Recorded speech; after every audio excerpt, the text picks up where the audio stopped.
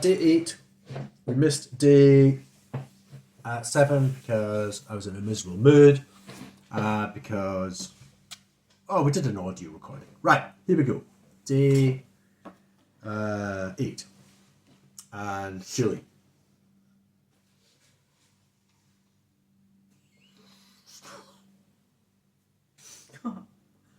What have you done on day 8? Keep it short, please. Just keep it short. It's dull as dishwater. Nobody. I'm not interested. So, another human being on the planet. So, what admin did you do? Let's hear what admin you've done today. Well, let's just say, if you need to know anything about car tyres or car boots or what has to be in a car in several countries in Europe, please ask. Because I know the answer to lots of the requirements, legalese, and recommendations. Consumed my hours this afternoon. But apart from that, that's what we did have a nice engagement this morning. We had a good engagement this Right. morning. So we spent 4 months last year engaging a bunch of educationalists and had some nice engagement with lots of people. But if we had met this guy last September, our lives would have been a lot better. It would. Because he was open, he's receptive, he's American, okay, but he runs an academy, small chain, PAs. What are they called again? PAs, when he refers to PA? Alternative Provision, APs. And American, but he's, quite frank. He's, American? No, what is it? He does English, and he does sports, and he's older, he's around about 50. And he jumps. The single thing that was quite clear about him was that he jumped from one area to another. Agility. With mental agility. So he had mental flexibility. And he's basically taking care of kids. So I thought he was a good guy. He's obviously inspirational. That's why I approached him. He's a very good listener. Appeared to be. He did actually relate to what we're talking about. He did. I think he's got a good conceptual framework. Very good at names. Very, very good. That's how he navigates organisations. He wanted to know. You mentioned, you're from some organ. I said, who? You were like, I don't know. That's because it was 30 years ago. Somebody asked me about my PGCE and who ran it. I say Brian Humble. Boom. Really? Wow. Because he was valuable. Wow. That's impressive.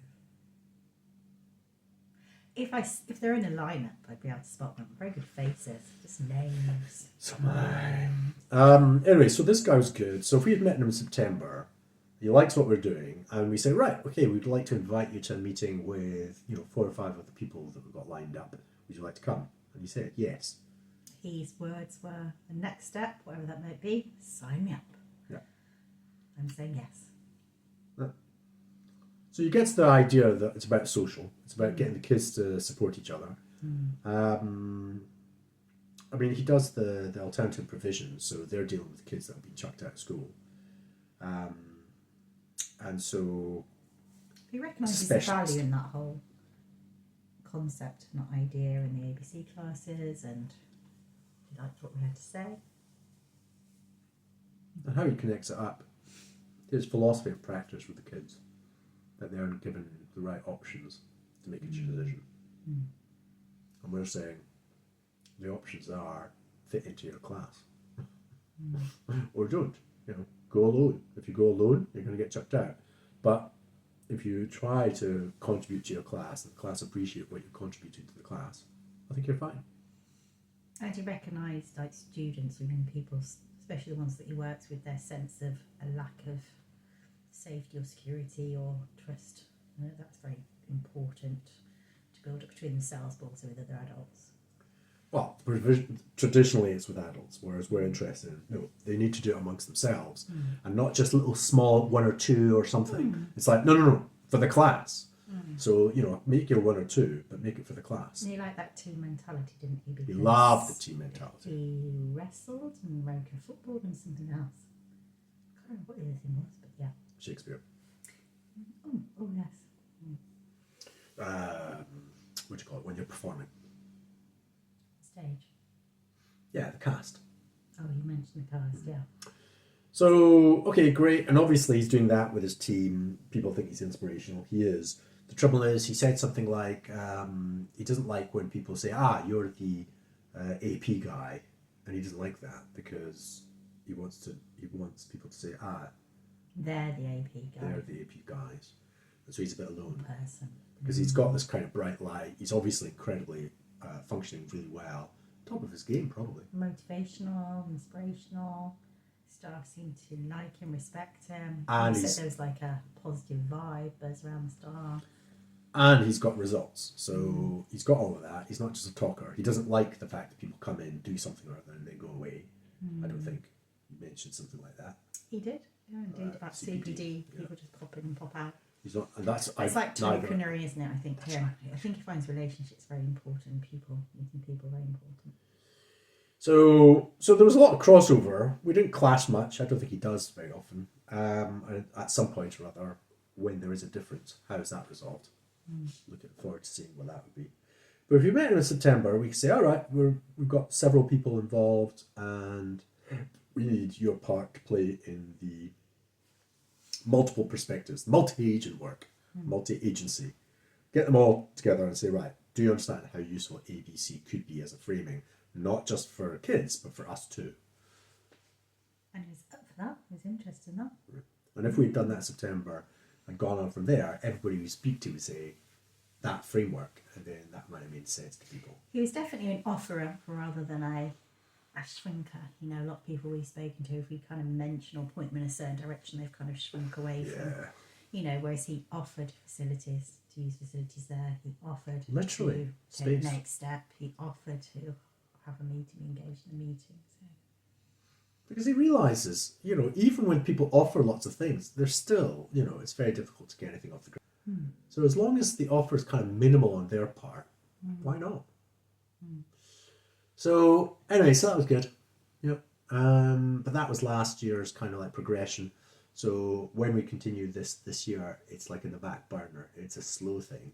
We're not probably going to get money for September. High chances we're not going to get money for September. But, you know, for the following year, if we continue with this. Is that right? Yes, that's right. That's right. So that's good. That's fine. We had a chat about stories, didn't we? Stories with different ideas, Right. themes, and story writing. You had your fulcrum arrived. Your latest copy of it. Where is it? Nestled on the table. Yes, put it on that way a bit. There you go. Okay. Well, this bit is really good, and you know, I did it all by myself. And what do you have to say about Julie? All right. Okay. God damn it. Yeah. No, I'm really happy. Did a little bit of editing because something was wrong with it. I can't remember what it was. Some major little bits. Some obvious bit was missing.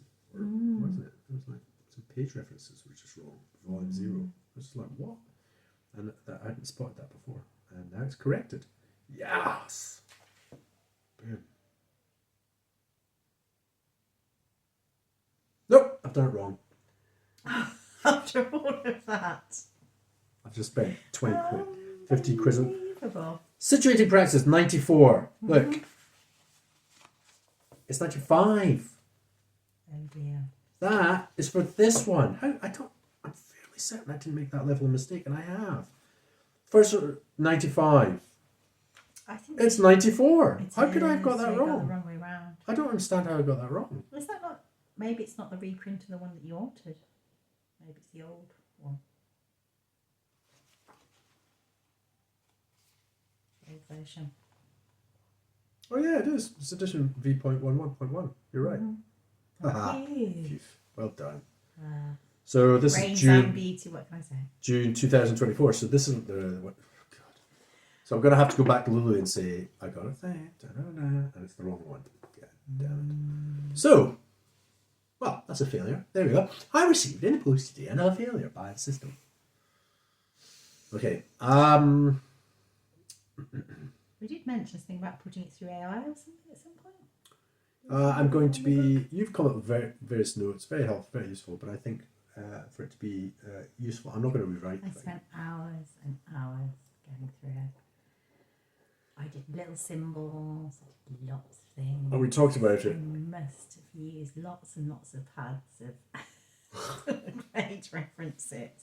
Spent hours talking about it. In fact, I think I might have been the only person in the whole wide world that read it in such detail and gave such feedback.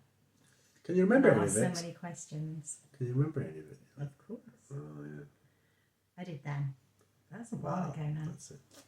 But it's still in the book. It's I still in the wrote my book. little notes. So that's it. When you engage other When I human reread beings, it again, when I'm dead, I'm going to take it with me yeah, on our travels and reread it. yeah, and when you look at volume 3, you say, oh, okay. And so what the idea is that other human beings can look at volume 3 and go, okay, let's write a proper whole volume 3 thing, because people have experienced it, tried the various practices out, and then they've got their idea about it. And so then you can write a whole book on reflexive reading. So basically you're expanding upon the core practice. That's what all the book does, is it just says, volume 1, reflexive reading, here's 20 pages on it, what do you think? And then people can go, oh yeah, I've tried it, this is what we think. Yes, I did have a fancy to write like essay responses of some kind. So either you do one, and you could just do it all by yourself and do a whole thing, or you can contribute with other people and try to do something. But AI, an alternative is you get to each of the halves of the book, and so I do recto or I do verso. And What's the difference between the two? well, I flip them, so I'm going to get confused now. Okay. So the recto is the right hand side. Okay, and the recto is, it used to be, no, what is it now? That is the scientific version. It is the one that's got specifics, and there are 3 sections that are basically academic, lots of references, very dense. Rectal. Right. Left brain, as it happens. And so I did it for that reason. I flipped it over from left to right because I went, okay, I think the right hand side is your left brain, and I think the right is meant to be more to do with your logic and reasoning and everything else. So that's why I did it. And even though, anyway, and then the left side is meant to be your right side brain, which is to do with the whole. So it's much more to do with narrative and a narrative conceptual kind of flow. It does work. I enjoyed it. I've never read a book like that before, written in that way. Yeah. Neither have I read the content like it before. Yeah. But yeah, I enjoyed reading it that way. There you go. And I read it back to front as well. There's that other. Yeah, that's right. Volume -3 to volume 3. Yeah. And so,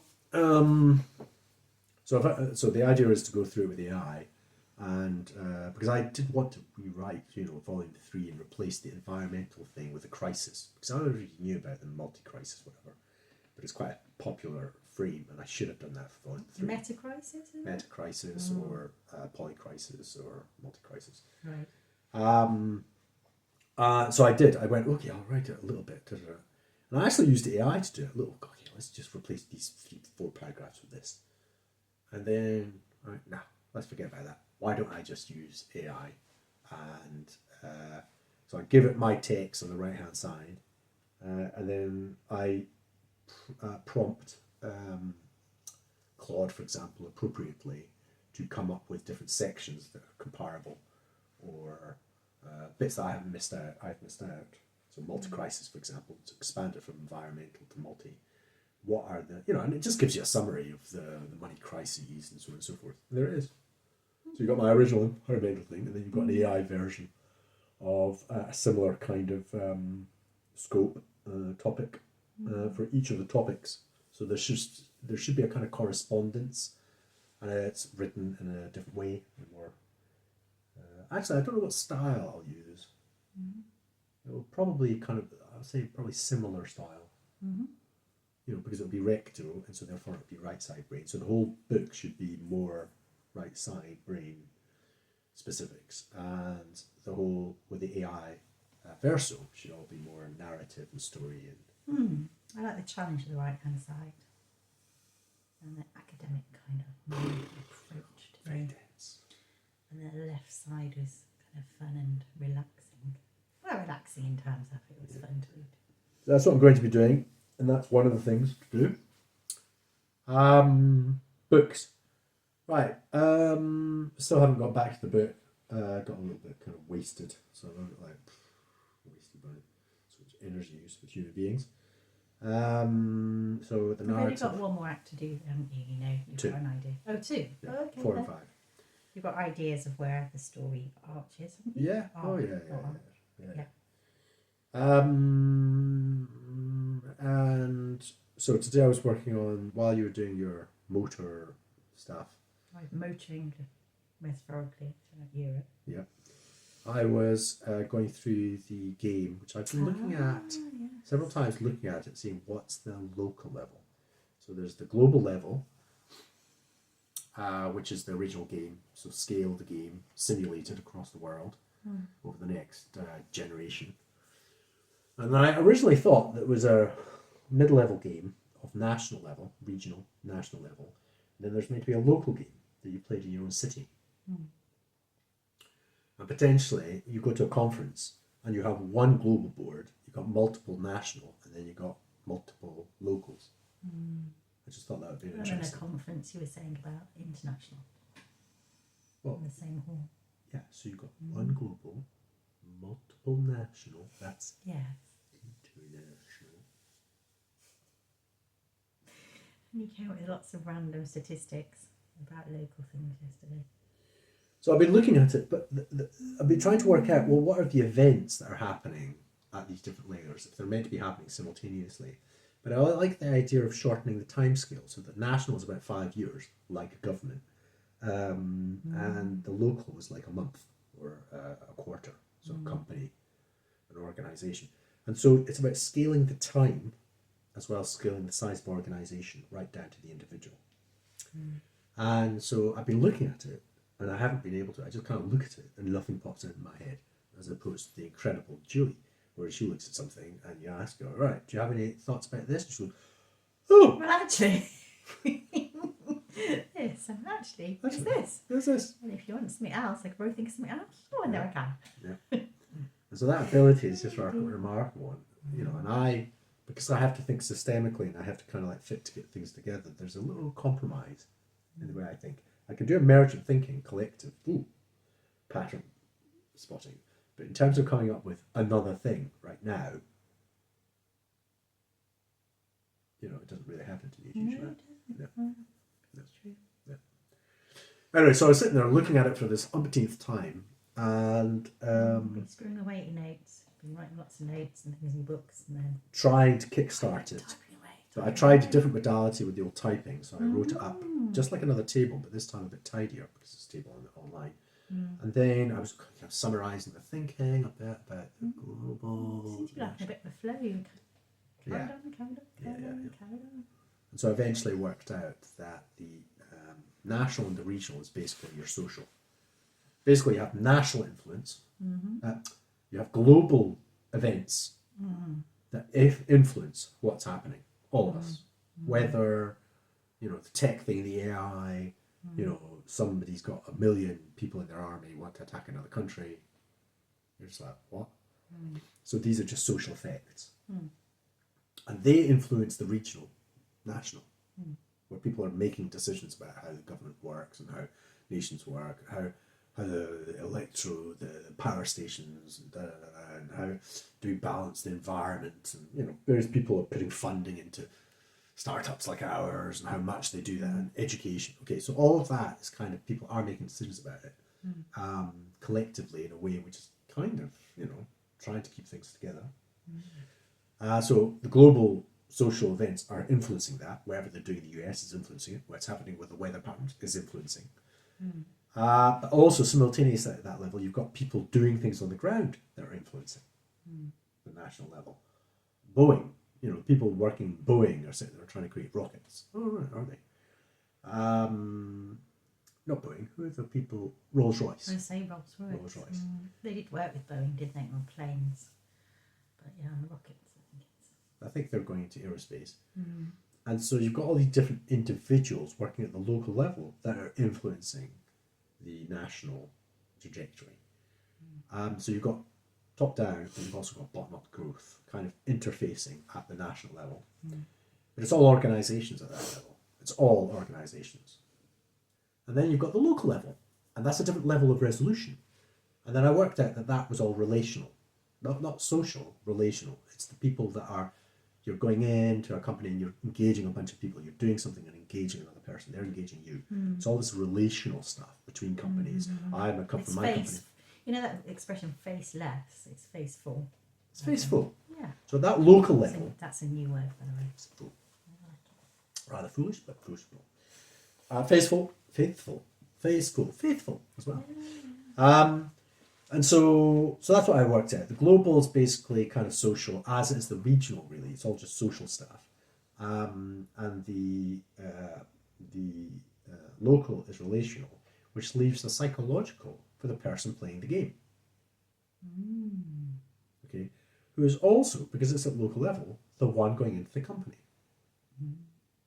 So the idea is it's like Birmingham, and here I am, a teacher, and there's various things connected, including an example of a school and then the university, and you're kind of making connections with them across the game with the board, and then I'm going to go into school. And so I'm a So player. art becomes life. I mean, the game becomes life. Yeah. The life becomes game. There is a game we're playing. It's just that people don't think you can question it and you can play it. And we're also introducing new rules for the game. So with the national one, we're just simulating the global one, simulating social change. But there's lots of things that are going to happen that was just predicted are going to happen at some point over the next 20 years. AI. I mean, I'm not trying to do it. You're not trying to do it, but some people are, and it's having an effect. But the local thing, it's going to be influenced by AI, but it's not really being created here. Yeah. And so there will be some people in Birmingham that are actually working on AI, but the chances that that level of innovation in Birmingham is actually going to have global effect is minimal, absolutely minimal. Yeah.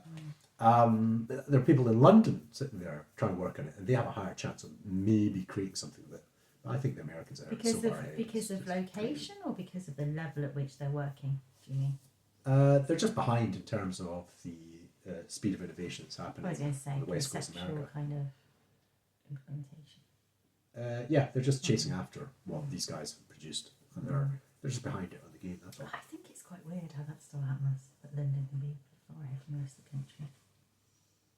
Could be what? Further ahead than the rest of the country in so many ways. Well, they've got the money. It's like a brain drain. Cities are like brain drains. Anyway, so Birmingham. And so the idea is that the person who's playing, the agency of playing, is the agency of playing in the real world.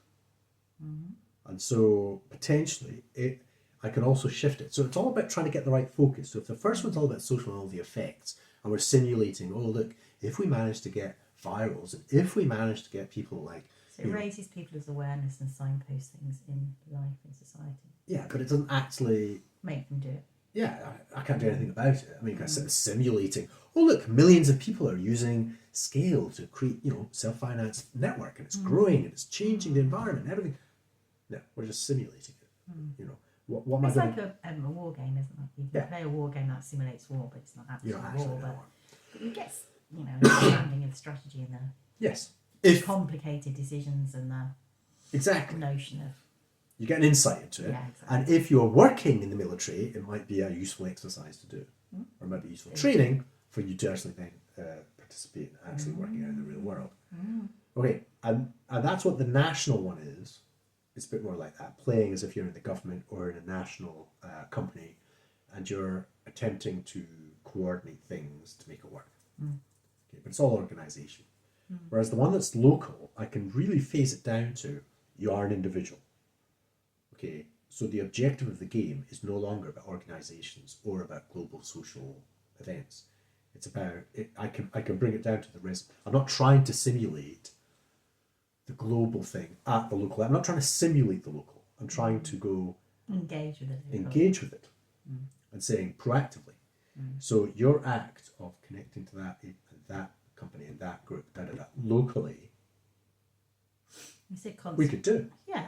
We could literally do that. There's a cause and effect and then a consequence. Yes, which we're simulating in the game.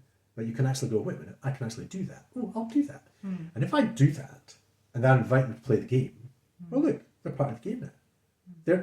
the person at the university that I thought of last week is now with me playing this game that I connected with on the game. Oh, that would be lovely. That would be so good. It would be so wacky, wouldn't it? Yeah, that would be great. And so it allows us. Because you do things like that. Like what I do, I have done in life. What? Well, like someone pops into your head and you think about something related to that, but you can't. There's no kind of way to make something like that happen. I think that'd be a beautiful thing to do. So yeah, I don't know. It's kind of touched me for some reason. All right. Okay, would you want to go into any detail about what specific kind of experience you were thinking of? No. All right. So I was thinking, for example, of Steam House. Right. Okay, so Steam House is some kind of operation that's built on the edge of one of the universities. Which one is it?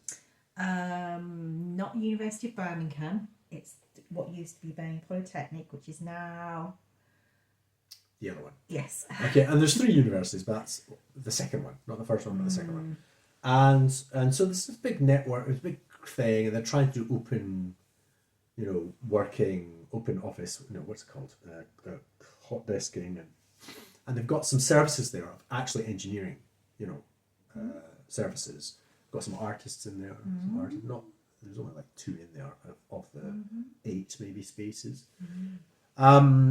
So they've got this idea, STEAM. So it's the STEM, but with A as well. So you've got art. So therefore you've got design. And so it's technological, but covers the whole board. Very interesting, great. But it's mostly tech. So I think A is more like tech. But they've also got some stuff to just do with art. Right. But it's like art is an embellishment, and it's kind of like an embellishment. Yeah, it's a bit. But it does influence the whole notion of aesthetic and the whole notion of design and the whole systems. Basically, it's systems, whereas most of the other ones don't deal with systems. So I would probably call it STEMS. STEMS house. No, it doesn't work, does it? STEAM house. That's fine. And maybe originally it was some kind of, it's an industrial building, isn't it? Initially, I would say it's like a factory building of some kind. Yeah. And so it's a good space. It's like tech, but engineering as well, and so on and so on. You think that's great. But it's not particularly friendly in certain ways, and it's their organisation, and they're trying to get certain things to happen in that organisation, and they're limited by boundary of organisation. Yes.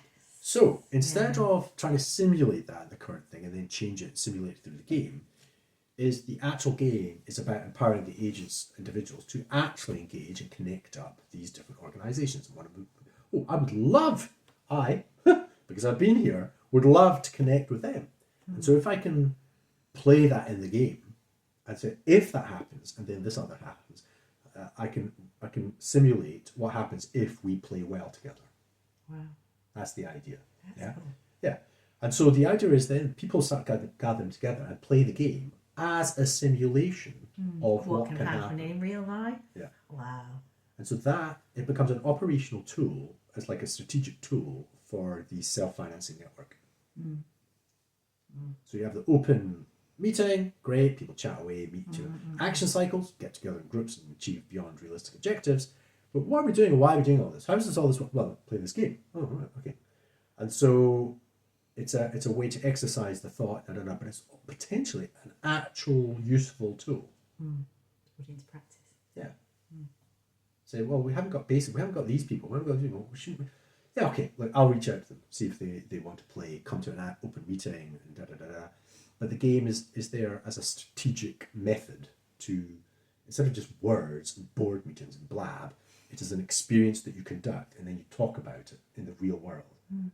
So we're in the real world, we're actually part of Steam House and the university, and we're also playing this game, but we're also part of this organisation that the game kind of simultaneously stimulates. But the point about the game is social, isn't it? It's a social experience, and therefore you've got the idea it encourages you to be aware of more social experiences outside of the game, in effect, but linked to the practices within the game. And the act and the game should be balanced between individual play and collective win, all right? And that balance. Not we're all playing together, it's a collective game. Nope. And it's not just the individual, it's kind of both in order to maximise our collective win. So strong individual play, strong collective win. Now, to get both of those, it's the right balance. I don't know if it's possible. Anyway, if you could do that at the local level and people can play that. So far, you've gone for the strong individual win, and I've gone for the collective approach. No, she's gone for you've gone for the winning. You've gone for the, I'm sitting there saying, right, I'm trying to play test this so we can get. You're like, yeah, but can we just finish there because I want to find out if I won. Look at her. She's A little bit. Anyway, so I managed to finally kind of bring the systemic kind of like levels to fit quite nicely. I don't know how useful it's going to be, don't know how valuable the game's going to be, but at least I've made a little bit of progress regarding that, and so I can make progress with what kind of events can I now think of. It's not just like events that happen socially, it's events that will affect the individual can perform. That's a completely different level. Right? It's not just social events, it's individuals, events that individuals can actually perform, and therefore much more to do with the agenda that we're pushing, which is collective blah blah blah. But also you were talking today about how the fun element, because it's a game, and you have looked at that angle to it as well. I found it being enjoyable and fun. Well, yeah. We have reflected on that. Well, I know. Yeah. You reflect all you want, it's whether it is. We've given it thought. Yeah. And we've put that into action. So, for example, an action could be you read player Z. So that's one of the things. One of the event cards, you read player Z. People go, oh, what's that? Oh, it's a book about people playing a game called Scale. So they're literally playing a game called Scale. And it's about somebody reading about a game. Oh, what's that book? Oh, okay. Well, I'll put this event into, 2 weeks ahead. Do you see? And so, and then they go find the book, and then they read it, and then it's like, this is very interesting. And so somebody else will play, oh yeah, I've read that book. And people go, what? No, put it into the future or whatever. And you'll see. It's kind of fun. Oh, okay. I don't know about this week. Okay, yeah, put it a month ahead or something. Do you see? And so people are planning. The biggest problem people have had when I engage people is that they're trying to compare their systemic solutions, failing miserably because they can't do it, rather than prioritizing what can we do now. Yeah, what can we do relative to both of us, that is unique to both of us, that will be beneficial for both of us, that we can actually do, that's beneficial for your system and my system, and then it works. And then we go, oh, it worked. All right, that's beneficial for you. Okay, great. What else can we do? And what does that mean in feedback to the systems that we've got? Do you think people find it hard because there isn't that kind of environment to do it in, or it doesn't enter their consciousness, or they're Money. kind of deconditioned? Or... Money. Oh, Who's going to get the benefit of this? Who's paying for it? Oh, okay. So they can't. Whereas we've got action cycles. Ha-ha. And so it's all about, finances flowing between individuals and no organizations whatsoever. So that's why the local game is basically pushing the agenda strongly of using open business practices, this, that, and the next thing. And the influence from the top levels will be influencing what happens. So if AI pops up in the global, then that will influence all the regional at that time, and it will influence the local. Okay, so I don't have to build into the game the global level influences or the regional influences because they're covered at those levels. So infrastructure, for example, is at the national level. So at the bottom level, I don't have to have, oh, are we getting electricity? Oh, what's the environment? It's like, no, because you've got the relationship between the three different that's things. right. Whereas most people, as individuals, are sitting there going, oh, right, what about the environment? Oh, okay, right, I'm going to recycle. Okay. And I'm saying, stop doing that. Okay, that's fine, do it, that's fine. But quite frankly, it's completely different level of strategy to go and engage this person in this other place, engage and get a decision to happen within a week. Okay, because then you get the feedback loop and and at certain levels you are playing the environmental game. Of course you are. You're playing that at the national level, and ultimately we should be playing at the global level, obviously. But the impact of an individual recycling on the global is just so far away. It's just I'm not even interested. It's just it's absurd. It's just absurd and people are encouraging people to think that way. And it's like, there are so many interfacing structures and organisations that are just making it a disaster. In a way, you could even say it actually encourages you to use more plastic and paper and things, because you think, oh, it gets recycled, it's fine. That's another problem. Rather than actually consciously thinking, I'll use less, or encourage businesses or companies to use less, or I'll protest, or I won't use such and such. So it's quite an interesting one to choose. So, for example, at the global level, I haven't talked about the circular economy because it is kind of more like company level. That we see. So it allows me to go, right, this thing, circular economy, that's regional. It's not global because it can operate global level, but it's more to do with companies and how companies, the waste of one company is benefit for another company. And so the best place to simulate the circular economy is at the mid-level, not at the bottom level, not at the global level, but at that level, and show that it doesn't quite work. But once you get the money vector, that starts influencing the system, then the circular economy then kicks into like a really powerful mechanic that can influence the whole globe. David knows. Well, no, he doesn't. He just guesses. But the point is, we're dealing with complex systems, at multiple levels of scale, but it's always local. It's always an individual is going into a place and organising a bunch of people, and bombs are dropping over there. Now, just because they happen to be in London, happen to be organising, making the decision, and that's the consequence over there. The point is, they're making a decision locally. They just happen to be part of some structure, but the consequence of which is, national. I said about like ripple effects, didn't I? Basically. Well, it's more machines. They've got a lever. If they do that, that thing over there is going to happen. So there's a little group of people, and they're making a decision. It's a local group of people, like in a room, and they make a decision. Jesus, about lots and lots of people. That's bonkers. And that notion comes down to, look, you're playing a game. There's a group of you. It's interesting though, isn't it? Because historically that's been challenged quite a lot. That few people making decisions, it's wrong. It shouldn't be that way. It should be that way. And people have, led riots and revolutions. Against it, but it still defaults to defaults. So even if you have the communists, you still have to have a bunch of people in a room going, how do we make the decision? Okay, let's all put it to the people. And then no. Yeah. That's like, that becomes a disaster, as we know with Britain, with Brexit. It's like, oh my God. Yeah, and maybe no decisions made. Oh no, the defaults for large number of people, it's just like basically cheer or go boo. I mean, that's basically what you get with a large number of people. Boo. Boo. Basically, yes. In Britain, it's like boo. All right.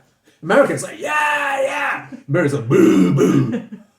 It's true. And so that's why the referendum, should we leave or not? Boo, no. Oh, okay, there we go. Yeah, the Scots, that's how they got it wrong. They honestly had it. Should we leave? It's about independence. Yes, independence. Whereas they should have gone for should we not stay or something? They go, no, we must be independent. That's a double negative, which means yes. Yes. Well, they say no to whatever the hell it is, which means yes. we need to be independent. Yeah. Right. Whereas they had the other way around. So basically, no always wins out.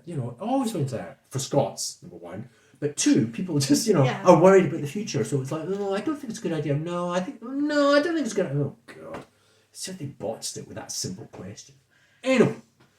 The point is, a bunch of people in a room. So, how do you select that group of people? And if we could all globally play a game, and we globally all had 5 people around a table, we all globally made a decision, each of us in our tables, and they said, what's the result? Would reveal them true selves. What? Would reveal their true selves. Possibly.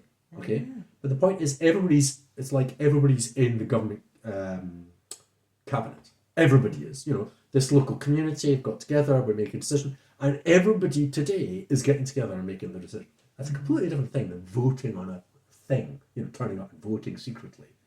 It's like, what is that? Become crappy ideas. I love your kind of acting of voting secretly. It's very good. Was it? It's very like secretive and kind of I'm hiding my secret. Around. Yeah, ooh, I get to vote yes or no. Nobody knows. It is something like that with the booze. I know. You do feel a little bit. I go in I never very open and warm and seeing if I know anybody. Yeah. And then as soon as I head towards the booth, I go, it's like, oh, do I want to see this? I fold it out like origami into the smallest thing, and then pop it in. And Shit. Anyway, I think it should be transparent. As simple as that. Now, so how do we people open should that up? say, I'm voting for the announcer. Well, that's what some people do. Yeah. It's true. So if we can get this game to work at the local level, it means that it just sounds like fun. Just sounds like interesting. Just like I'm not going to break my head on it. It's just I think it would be an interesting idea which I'm trying to pursue. Is it fun? I don't know. Are mechanics good enough? I don't know. We have to test even the global one, make sure that was kind of working. We haven't even done that.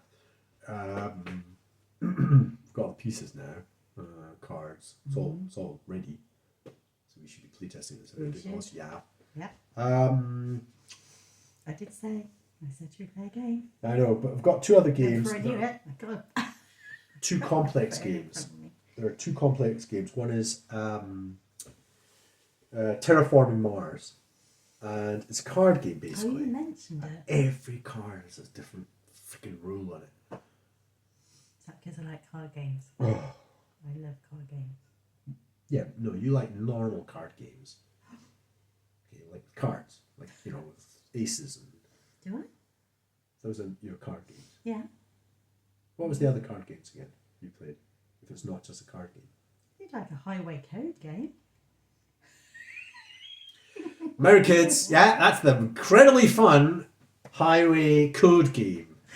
Before I could drive. Who invited you to play that game? My family. Who are your friends? My family were very much. Yeah. You have to have games that you learn something from. It wasn't about the fun. Learning something. You say no. We want it to be fun.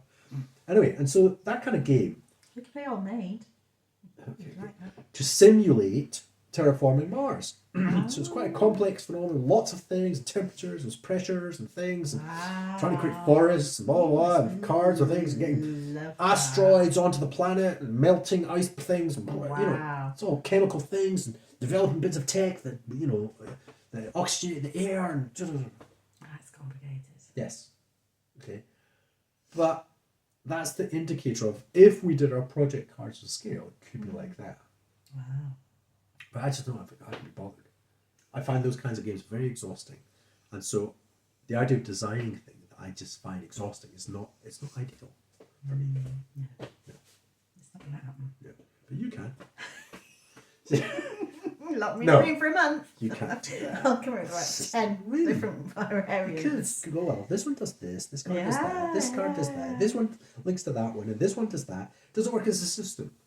Well, I don't know. But, I don't know. I but would be like that. I know, but I'll be going, okay, let's play it. Oh, actually, it's quite fun. There we go. Work. Oh my God. Well, I don't know if it works, but it's like fun, and that's good enough. All right? And that's what it should be. It should be good enough. Because I have a tendency to go minimal standards, so it's more like your normal card deck. It's got 2 colours, 4 different symbols, and face cards, and 1 to 10. Let's trade. Huh? Let's trade cards. Things like that. Yeah, we haven't done it yet. We did. Yeah. Trade But cards. okay. Anyway. And so we've got some games that we can play that are more card based and quite complicated, and that's the bit I don't like. Complicated. I don't like complex. I just don't like complicated. And I know there's a whole bunch of players that love the complicated. And so if you have a game that's got one part of it can be complicated, another person's doing strategy. Oh, I like that. Another person likes the risk and the dice. You put all those elements into one game. I go, that's interesting. Yeah, you don't like complicated with anything, I don't like think. complicated for anything. No. Which type of tire, in which country, and what else? Those two. I mean, even those two, I just go, oh, I can't be bothered. Yeah, you do. You just switch off. Why is it standardised? Crying out loud. What, is there different kinds of weather in these different countries? That, yeah. Really? I think that. Albania, Croatia, I think that. Montenegro. How far away are they? And do it. Not that far. Huh? Yeah, you get on with it. That's what I've done. Exactly. So dealing with all that, I just find complicated. and I don't do it very well. So I don't want to simulate complicated. However, that's what that thing is made to be. I saw a game that we used to have at home. I did wonder if it actually came from my family home. I think it was called Campaign. Oh, yeah. Napoleonic Wars Yeah, or something. yeah. Really No, but that's more old like game. chess. You just have different pieces. Yeah, they behave it's in just certain like a ways. You have some strategy cards. game. Yeah, Yeah. strategy game. That's I strategy. wasn't allowed to play. It was a Strategy. girl, but you know. Oh, really? Mm. Oh, that's dreadful. That's dreadful. You weren't allowed. No, you were young. They were just like, oh, you're too young, go away. And I would I be was like female. Well, the fact I you're a did girl play too. chess as well. I had to kind of. Fight to play chess. Yeah. It wasn't because you were a girl. Anything. It's It just because you were. was. No, it's because you were young. It's You were not 8 years as old. well. If I was 16, playing with an 8-year-old, it's just like. God, I'm finished it. Oh, God, right, I'm off. Playing with someone 5 years younger than you sometimes tests you, doesn't it? Well, the adult games, you mean? As in, global. No. Anyway, so loads of things. What are we on? 46. We'll finish this. That's about it. We've got a couple more days of fiddling and faffing with House, and I'm going to keep on. You've encouraged me to kind of liberate some of my ideas, do some AI stories going forward. So we've covered some topics, some centres of. I came up with music yesterday. I think we can create a story about music. Music was yesterday. Today was military. Military. Yeah. I like the idea because if the military are going to be transformed, what are they going to be transformed into? And so, the books, the game's got some aspects of it. Fulcrum doesn't really deal with that, actually. It just says it needs to happen at some point, probably towards the end. It's going to be one of the last things is decommissioning the military. That's quite a tough ask. And at this stage in our history, I don't think we can realistically think it. It would be silly to think that we can. Can you imagine, like the UK, decommissioning their army and their navy? Can you imagine? There's been No. There's been outcry about the fact it's like the smallest it's ever been in history. Right, exactly. Even though there's justifiable reasons for it. Yeah. Oh no, it would be silly. It would be silly to do it because then the British pound would just collapse and we'd turn into a bunch of savages eating each other. Lord of the Flies. That's well, what would happen. they don't quite eat each other, I don't think. So that's what would happen. It would be a complete and utter, economic and political disaster if they did that. Yeah. However, if it was to be done in certain contexts of other countries getting to the point, and we've got enough of a network globally to support such a thing, and we were talking about probably a billion people, 2 billion even, that are operating in this alternative economic, that have managed to disempower large quantities of, companies have transitioned over and using, cooperative open business practices and blah, blah, and it's all proven to be working, then at some stage, a large nation of a traditional sort will go, well, we'll do it first. Because there's so much collaboration, there's so much cohesion, and the benefit of doing it. Outweighs. If they pull off, so anything else. it's about being brave because they're saying we're trying to convert the entire risk. taking the risk for the global good. Okay, and so for other people to jump in and take it apart would be foolish, and also the economic collapse wouldn't happen because they're converting into this alternative funding, monetary, whatever the frick it is, that's already happening globally. So it's and a lot of people in the UK would all be using it. So it's just, but to do that to your own military, it's a bit of a risk. So it's only if conditions were appropriate that it's like one step away from global unity. And then everybody else starts decommissioning theirs. So you can go down in history as being the first. As long as it doesn't get replaced by AI war games of some kind.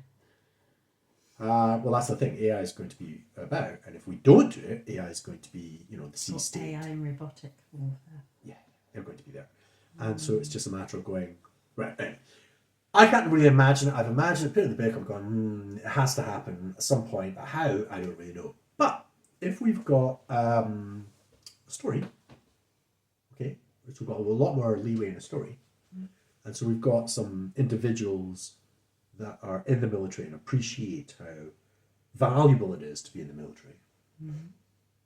And not to get rid of the military, but to appreciate its actual value and transform it from this military killing machine to a focused training mechanism that equips people with certain skills so that when they go back into society, with social efficiency and cohesion. Social efficiency, cohesion. I mean, the reason why we get this guy turned up today to the electric stuff, and he used to be in the Navy, and the guy was super intense, wasn't he? Yes, very enthusiastic and passionate about certain things. And he just went on and on. You asked him one question, he went on and on. We were talking about going across Europe, and he was just like, "Oh yeah, me and my wife, you've been driving," blah, blah, blah, blah. And he was just like, when he went, he said his wife always says to him he'd get more work done if he'd spoke less. And he just and he just went, "Yeah, I probably would." And then spoke about that. That's right. And his wife is also in the military, and they've been travelling the biggest journey. Yeah, they both used to be, didn't they? And the biggest travel was Quebec all the way down to America, round about certain places and back again. You know, and it was like 4,000 miles. That's what we're going to do. In total, but they did it, I think, one stretch, wasn't it? No, they did that for days. We're doing it in one. No, we're not. Or meant to be. It's 34 hours, apparently, according to Google. That's only one day if you can non-stop. Anyway. So the point is, the military, great intensity, working as part of a team, and to unpick it properly psychologically of what the benefit is, it'd be very useful for the military, because their adverts right now are just like, they still don't appeal. They're not really. I don't think they've changed much over They time don't really. since They don't I really. saw them when I was a teenager. I think they're very similar. Whereas weapons, transportation, adventure. That's it, really. And that's what they, think that's what they told people in World War One. So. Whereas we're interested in, you are in control of this area. You know, the intensity required. Get this right, because if you get that wrong, people will die. An element of discipline. Well, the discipline required to make sure that when called upon, you do the bit you need to do. That's it.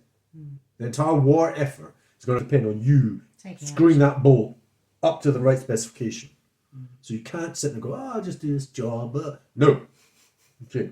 And so you have to focus. You have to sit there. And that level of intensity that it brings. That's what the guy was clear. This guy was like, zzz. Like, bloody hell. Specificity. Yeah, specificity. And presence as well. But it doesn't mean that you just work on one little bolt thing. You can also go, "Oh, I can work at this large scale. I can work at bigger scales." And that means that you can deal with lots of moving parts and everything else. That means you're just going to go up into the ranks, so you can have access to the machinery, that scale of machinery. Yeah, and that's just on your abilities. And don't worry, we will find the right level for you. It's brilliant. It's brilliant. I think it's brilliant. I wish I'd gone to the military. No, I don't actually. But I think we could write something that does kind of bring that out, and as I say, the actual ultimate goal of it is people are like this guy. He's working in the community, living in the community, and also if there's an issue, of disregard between people, you're basically you're calling up the militia to sort it out. Right, so you have local, I would call it local noise, local chords and so on and so forth. The granularization goes right down. Military chords, you mean? No, I'm saying that right now, because of organisational money and everything else, we have specialist lawyers and specialists this, that, and the next thing. They're operating at a certain level, which means it starts costing a lot of money. Yeah. Whereas if you have something, if you have an altercation, it's sorted out between neighbours. Yeah, it's really local. And then if that isn't resolved, it's sorted out at level higher, and so on and so forth. Like what they have in America and what we have here. But you see, when you say like what they have in America, I believe America's engendered us to become a bit more of that kind of culture where we don't do the relational. We don't try and sort it out between ourselves. I think it's accelerated us into looking to law. Sorry. To law. I don't mean by that. I just meant the suing culture. Yeah. No, I don't mean that. Sorry, I just meant there's Supreme Court. There's like Supreme Court national, and then there's federal court, and then there's other kinds of court. And what we have here is similar kind of structures. You have the Crown Court and regional courts, I think, and we have that.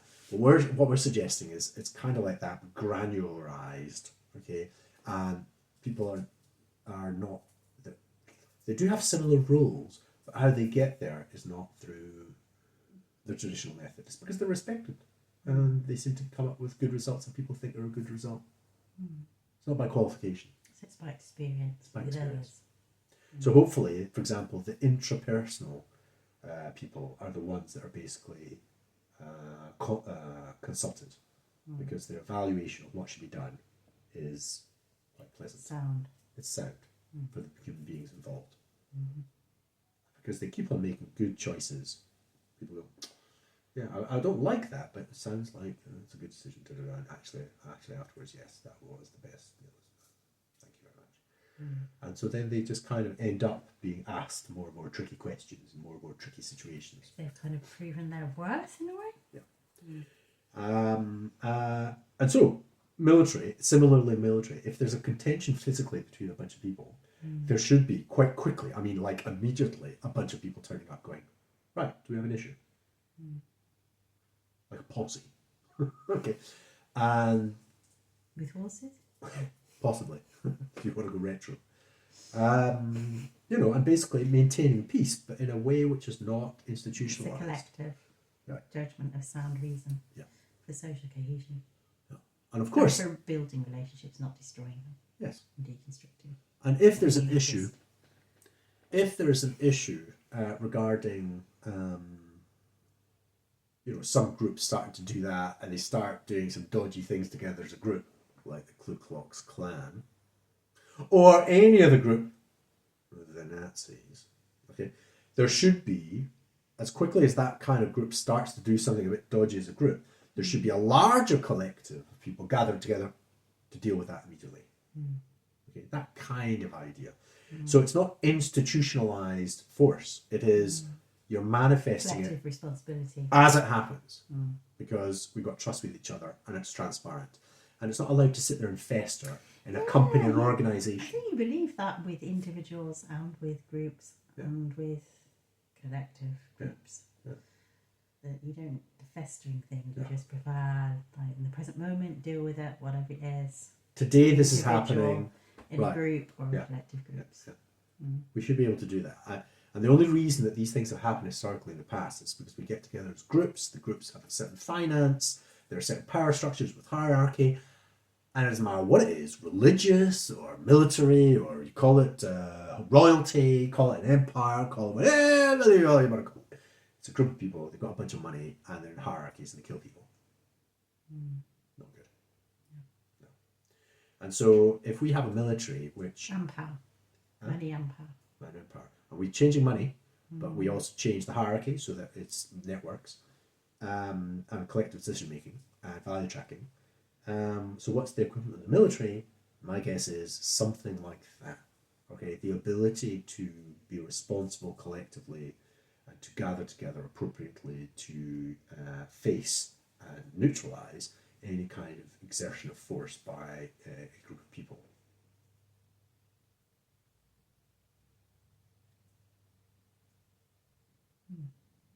Tricky, obviously.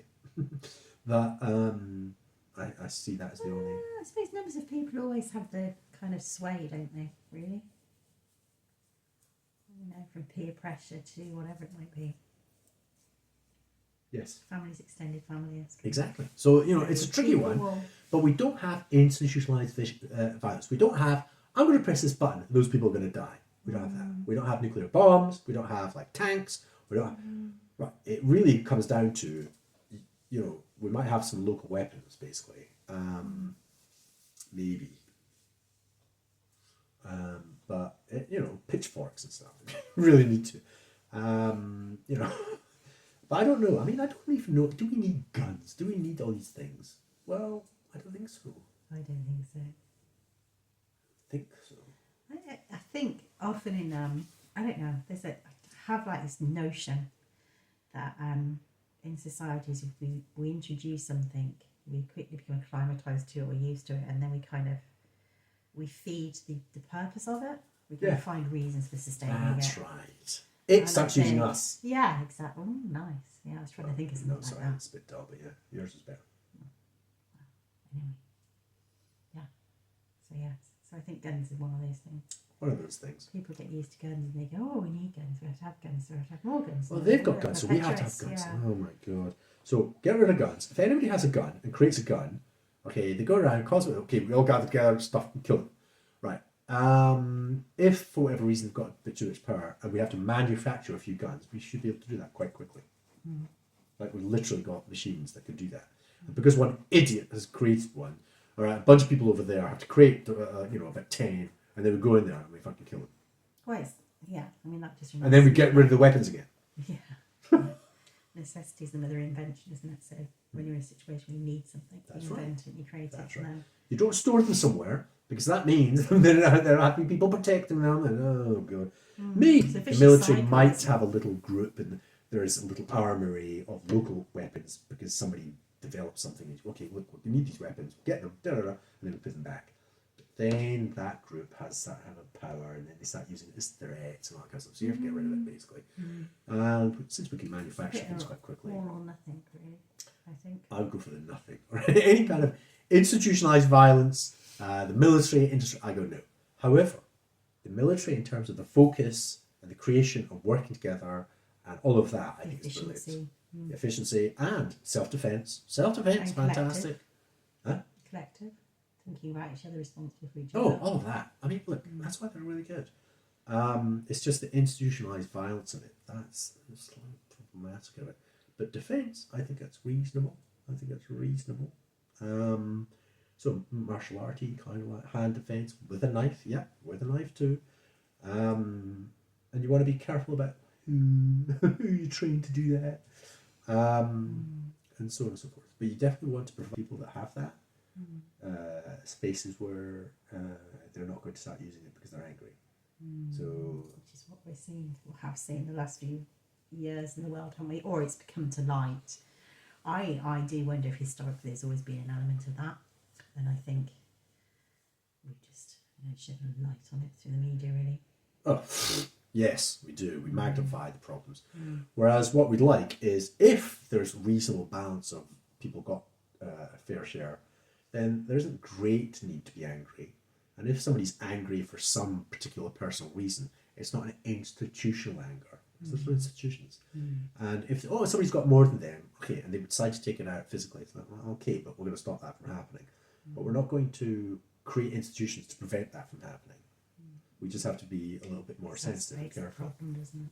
Huh? Exacerbates the problem. You can't sit with anxiety and worry and fear. You can't build stuff based on that reason. And we've been doing it for thousands of years, and we're very good at it. And it's absurd. Okay? Because the other people on the other side of the planet are exactly like us. Well. There's been poetry written about that, let's say. Oh yeah? What? Well, in terms of how you can have two people who are engaged in some kind of conflict or in something like that, and they're both human beings. Human beings. I mean, it's not complicated. So if you just see the human being in each other, you wouldn't have the conflict, you wouldn't have the difficulty, you wouldn't have the stress, you wouldn't have the tension, you wouldn't have the anger, you wouldn't have that. Well, and it's economically viable, so that their kids and your kids and everybody's kids are kind of doing okay. Looked after. There we go, right? So there's no great kind of institutional violence built up in the individual because, well, it seems quite nice. Exactly. But that's going to take another 20 years to eradicate all of that. Right. So, trauma transition. So it would be good if we're going to write something like that. We are going to involve people who have been brought up with their parents dying or stuff like that. Okay. Or their siblings dying from war-torn areas. Okay, and the transformation of that, the trauma. So, so it could be about the military, and it could be about, but it's about kind of psychological transformation as well as institutional transformation. But make it about the military and make it quite exciting. There's some kind of killing, death going on because it's going to be dramatic, and that's the only one that's going to be potentially like got killers and things, and classic. That's the only one. I can imagine. Crime, do that as well. Do a crime one. Ooh, do a crime detective one. That sounds like fun. it Oh, does. God. Just thought, I hate them. But I just thought you like them, don't you? So I was like, I do. God. But, you know, if you can lead on I've it. never seen Inspector Morse. Yeah, no, I like those. Inspector Morse is good, and Lewis was pretty good. Not as good as the original, but you know, they're good. Cracker. Did you see Cracker? I did, yeah. I was writing a series. I was about 4 in when Cracker came out. I was like, oh, somebody's done it. And obviously, they did it about 3 years before, 2 years before it was going to production, blah, blah, blah. But it was about a psychologist, basically, an irreverent psychologist. Yeah. So I don't mind, you know, content. I don't know where the content's gone. It was written on a bloody apricot computer, on a drive that you had to stick in a computer. So no, I don't have any remember content. those. Yeah. We have to introduce age somewhere in these stories.